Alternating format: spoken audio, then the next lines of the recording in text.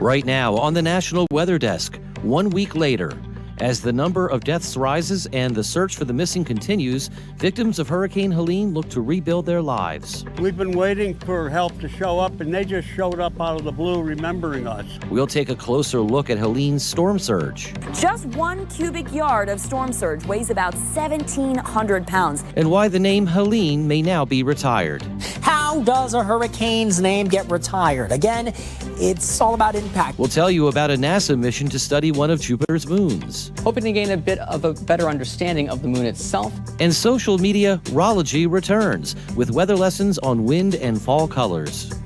From our nation's capital, this is the National Weather Desk. Good morning and welcome to the National Weather Desk. I'm meteorologist Matt Ritter. It's now been 1 week since Hurricane Helene battered the southeast.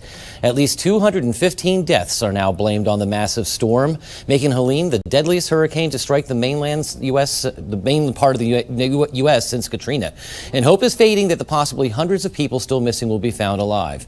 But rescue crews are still trekking over rugged terrain and impassable roads, hoping to find survivors. Limited cell service and a lack of electricity is making that job even harder. But for the first time since last Friday, the number of homes and businesses with power is less than 1 million. We begin our team coverage with Ed Diorio reporting from the town of Fairview, North Carolina. The water was 3 feet over this bridge.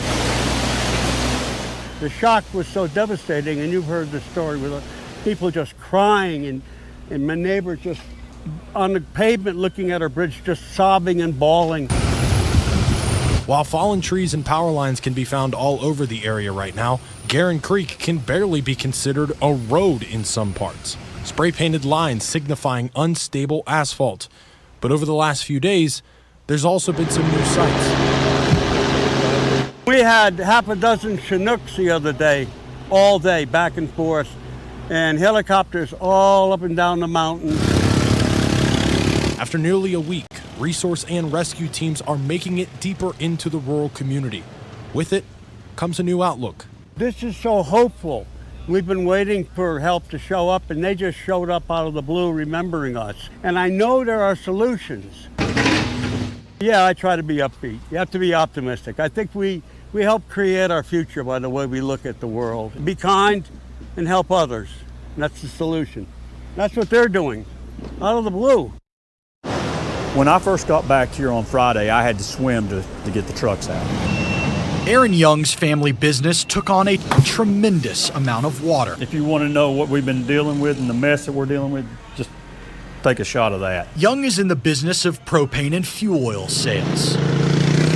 Right now, they're delivering hundreds of gallons of gasoline. We're all in this together. To keep generators on for emergency crews. Dad had some great friends from Napanee, Indiana that came down and have been helping us muck out all of the parts store. Cameron Sevi doesn't know Aaron Young from Adam. I just got a phone call and they said we're going, and I'm like, I'll go. But he's helping to rebuild his town. And what's a town without a road? My employees that can work equipment are rebuilding roads. I'm gonna tell you something, I love them folks too, and I love working for them. Meet Ronnie Bozeman. Road was just deep in mud. So I just started pushing, and we realized we had a good little bit of river rock here and a good little bit of base like you're standing on right there with the rock. And that's what roads are built on. A section of Crimson Laurel Way washed away.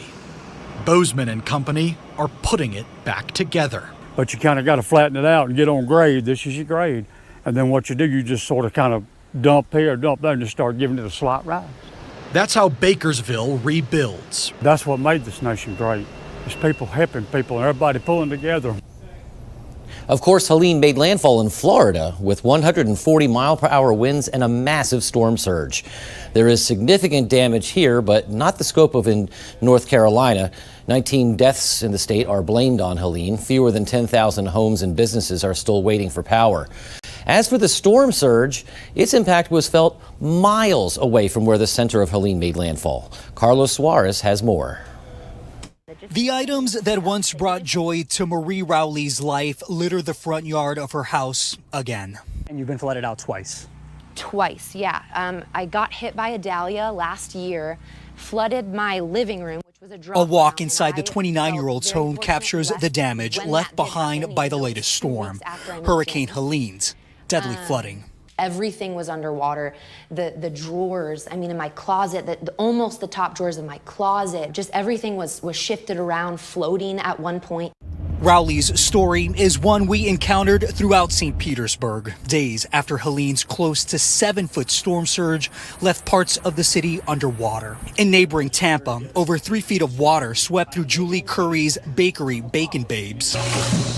Its waterlogged entrance, bright and pink, gives way to a dark and soaked kitchen filled with tens of thousands of dollars in damaged commercial refrigerators, freezers, and ovens. The water line was here. $60,000. As you can see, the victims of Hurricane Helene need our help. That's why our parent company, Sinclair, is partnering with the Salvation Army to lend a hand. Funds raised will go to emergency aid, including clean water, food, and cleanup kits. So far, viewers have donated $144,000. Go to sinclaircares.com or scan the QR code on your screen right now to make a donation. And let's take a closer look at how much storm surge there was from Hurricane Helene and how it compares to storm surge from past hurricanes. Here's meteorologist Violet Schreiber. The storm surge that we predict is for normal sea level, so 3 feet is above that. That's when we start to see some water moving in just along the shoreline areas, but it starts to cause some mass flooding as we get up to 6 feet, moving into the first story of homes, filling up basements. When we get up to a 12-foot storm surge, that's when it starts to reach the second story of homes. What did we see with Hurricane Helene? Well, it got up to 15 feet. That means the second story of homes. But this is not setting any records for the highest storm surge we've ever had in the United States. These were the top 3 years. Hurricane Camille in 1969 had a 24-foot storm surge. Same with Hurricane Opal in 1995. The highest we've ever seen in the United States was from Hurricane Katrina back in 2005, a 28-foot storm surge. And the power of this water is immense. Just 1 cubic yard of storm surge weighs about 1,700 pounds. Comparing this to a car, a person, and a house, the force it takes to move these objects, just 1 to 3 feet can sweep away people and stall cars. 3 to 6 feet can sweep away most cars, and 6 to 12 feet can sweep away homes. 6 feet for a 1-story house, 12 feet for 2-story homes. And because of the storm surge and even the flooding as this system moved inland, Hurricane Helene is in the top 10 deadliest hurricanes and rising, as still many missing are unaccounted for. And with such damage and destruction, one question on people's mind is, will the name Helene be retired? Odds are yes, but who is responsible for retiring storm names, and why are they retired in the first place? To find out, let's turn to meteorologist Alex Cordero.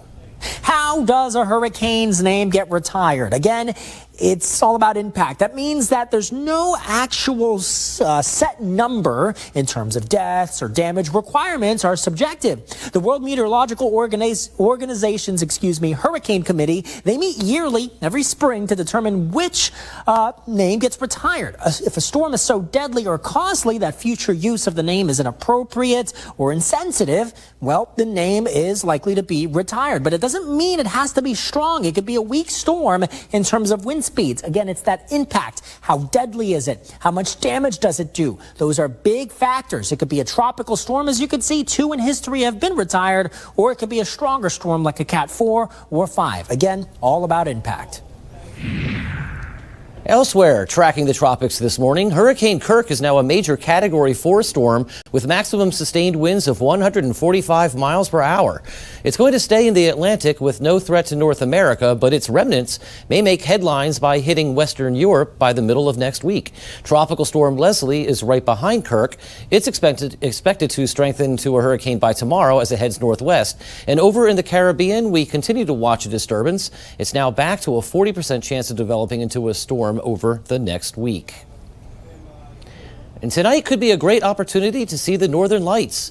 A massive geomagnetic storm earlier this week means the aurora could be visible as far south as a line from Oregon to Pennsylvania. The best time to see the lights will be the early hours of Saturday morning.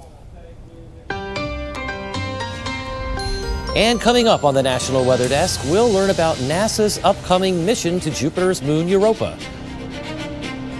And we'll look at how drought is impacting Texas's peanut farms.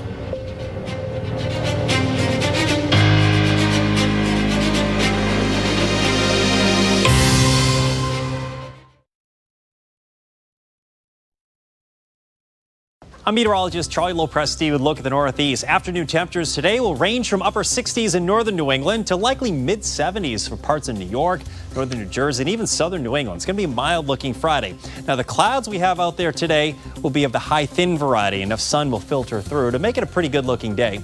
This is 3 o'clock in the afternoon.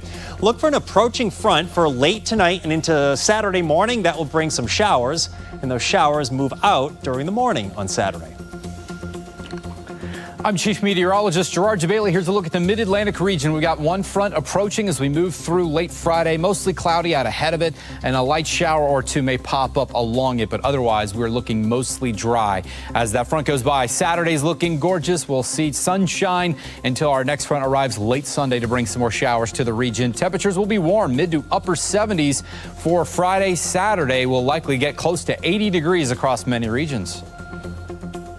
I'm meteorologist Charlotte Carl. Here's a look at your high temperatures for this afternoon. We have the upper 70s along this area of land in the southeast where we're going to see widespread cloud cover and also a lot of rain today. And then we have the upper 80s and low 90s pretty much everywhere else. So here's a look at that hour by hour forecast. There's that widespread cloud cover stretching from the southern corner of Alabama up to Charleston and the eastern portions of North Carolina. Sea breeze shower activity to be expected pretty much everywhere that sees it every day.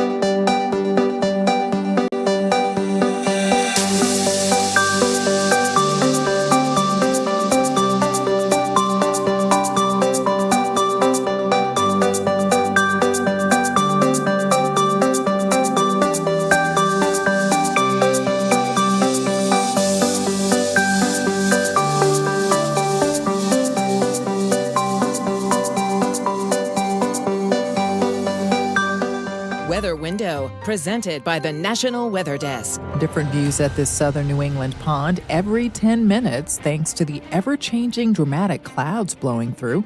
In the Bristol area, a look at something wedged in the moist earth. It appears during recent storms, a sliver of tree bark got stuck upright in the ground. And the droplets clinging to the spider web after the morning fog look like exquisite multi-hued jewelry. For more content like this, like the National Weather Desk on Facebook. Jupiter's moon Europa is thought to be one of the best places to host life beyond Earth because of its icy surface and the possibility of water underneath. Some sci-fi fans may remember that in 2010, the year we made contact, we're not allowed to land there. Fair enough. Soon NASA will launch a mission to learn more about the celestial body and we won't land there. Meteorologist Garrett Haid has more. And coming up next Tuesday on October 10th, SpaceX's Falcon Heavy will be lifting off from Cape Canaveral with one of NASA's largest spacecrafts ever built, known as Europa Clipper. And this mission will be bound for a moon orbiting one of the largest planets in our solar system, Jupiter. And we'll be joining a large family of spacecrafts that have either flown past Jupiter or spent some time in orbit around it, such as the Pioneer 10 and 11, as well as Voyager probes all the way back in the 1970s, as well as Galileo and the Juno spacecrafts in the late 1990s and mid-2010s, respectively. And the goal of the Europa Clipper mission is to take several flybys of Jupiter's moon Europa, hence the name, hoping to gain a bit of a better understanding of the moon itself, as well as to find out whether or not the icy moon is habitable for any kind of astrobiological life. So Europa is an interesting target because it's one of the, now we know, icy moons in the outer solar system that we have pretty good information suggesting that there's a liquid ocean underneath that icy crust. What we'll be looking for is A, is there liquid water? B, are there other chemicals in that water that could support the beginnings of life?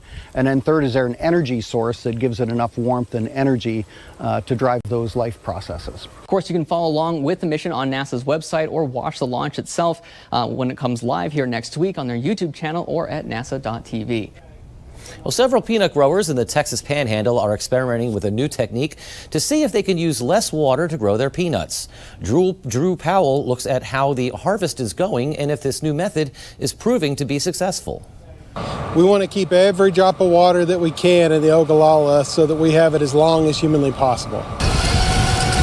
It don't rain anymore, so we're just dry and need all the help we can get. Growing peanuts in this part of the Texas Panhandle is not something new. It's been going on for at least 50 years. Peanuts do well here. They're a very good companion to cotton. Cotton does really well following peanuts, and peanuts are really good for the soil. It's not just in the Texas Panhandle, as more ag producers and farmers across the state are turning to peanuts. A latest report from Texas A&M AgriLife indicated that 14,000 more acres of peanuts were planted this year in the Lone Star State. Now we water peanuts when they're pegging, so the peanuts, they'll bloom above ground and they shoot a peg out from the bloom, and the peg goes in the ground and creates the peanut.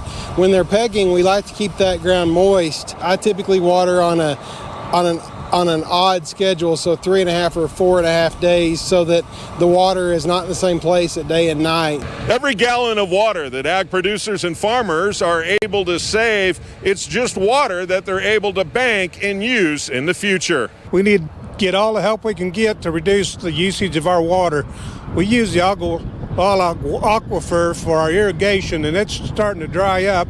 And with the lack of rain and the drought we've been in for years, we just need to use every possible tool there is to save water. When it comes to harvesting peanuts, it takes about 2 weeks or more to get the peanuts underground and put in a truck and transport it to their final destination.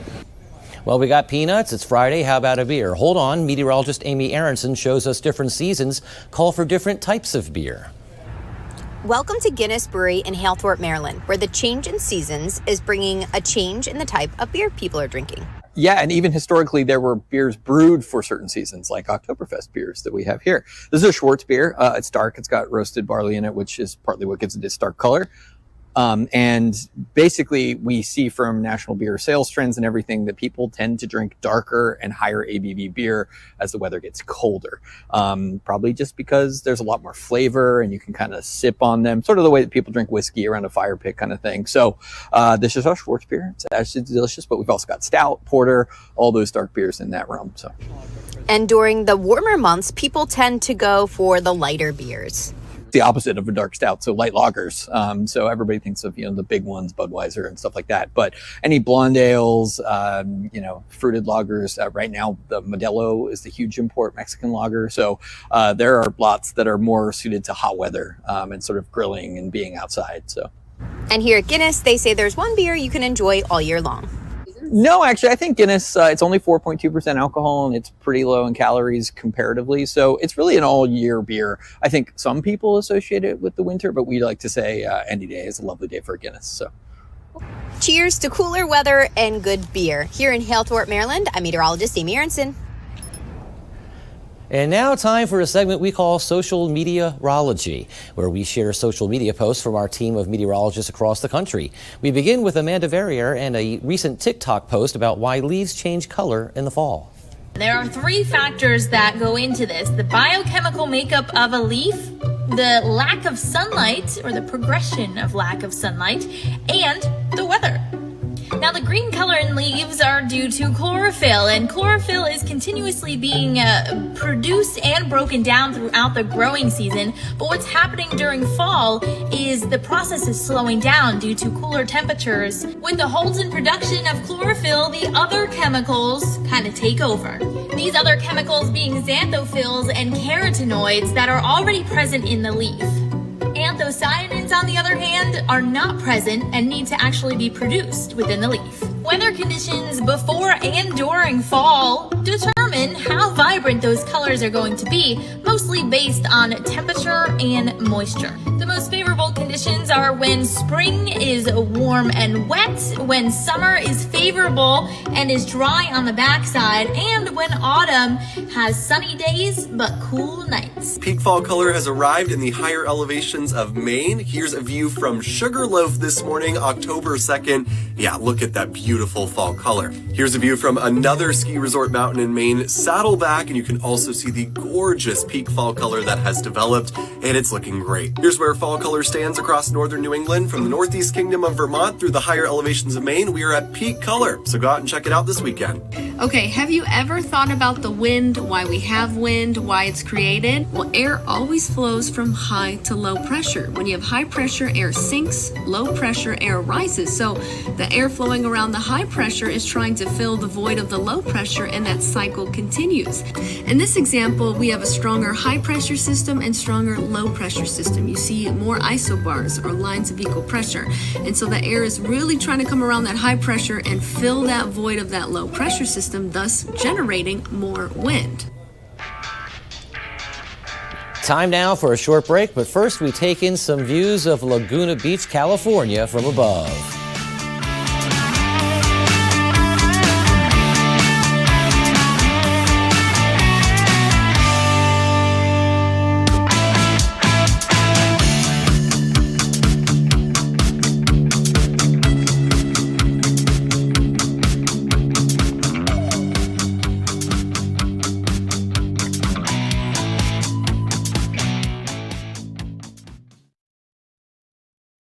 Well, a very good Friday morning, everyone. I'm meteorologist Andrew Buck-Michael. Cold front moving across the plains, and you can see it's a little cooler today than the last several days, with highs in the 70s across the northern plains and a few places trying to get into the mid-80s to the south. How about some 90s there in Nebraska and also Kansas for the day tomorrow, and that even gets into Iowa and portions of Missouri. But we will have another cold front swinging through on Sunday, dropping our temperatures and kicking some rain out of here. Good Friday morning to you. Meteorologist Chris Suchan. Look at our forecast across the region, starting off with clear skies, comfortable temperatures in Amarillo, 55, a little milder with a shower or thunderstorm possible in Louisiana, there around New Orleans. The afternoon, 79 in New Orleans, chance for showers and thunderstorms, otherwise hot sun for the rest of the region. Saturday, the best rain chance will be, in fact, along the Gulf Coast, where we could see a few showers or storms, otherwise hot sun for the rest of the region. Well, hi there in TGIF, everybody. Friday morning, I'm meteorologist Shannon O'Donnell. Out west, the heat continues in the interior of California. Okay, near the coastline with 79 near the Golden Gate Bridge, but 90s and triple digits in the interior, including Phoenix again at 109. First big storm of October arriving in the PNW. It'll be a rainy morning commute for Seattle and Portland, and wildfire danger is still high in parts of Nevada. And that's the scene from here.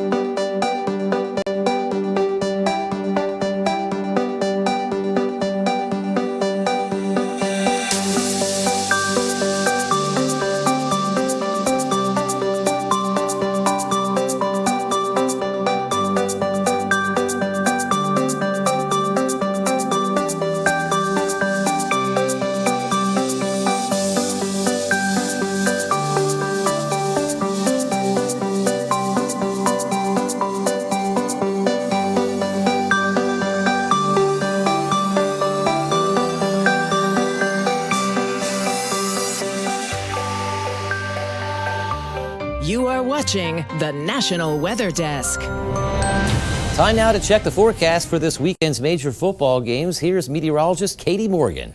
Let's start with some of our college games of the week.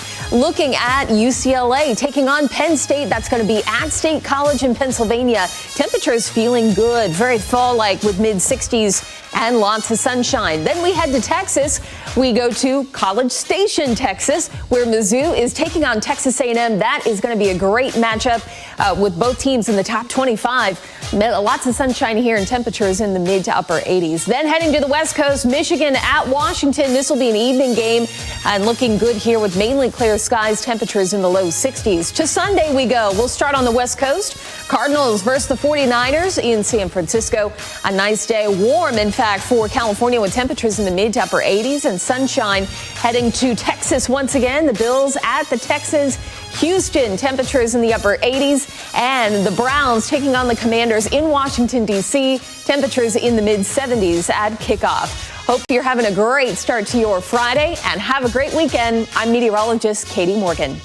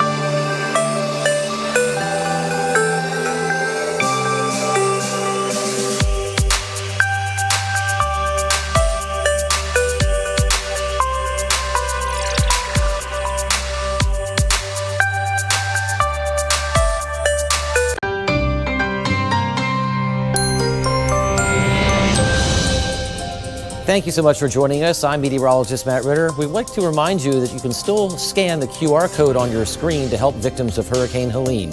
This is an effort of our parent company Sinclair and the Salvation Army. Have a great weekend, and we'll see you right back here on Monday.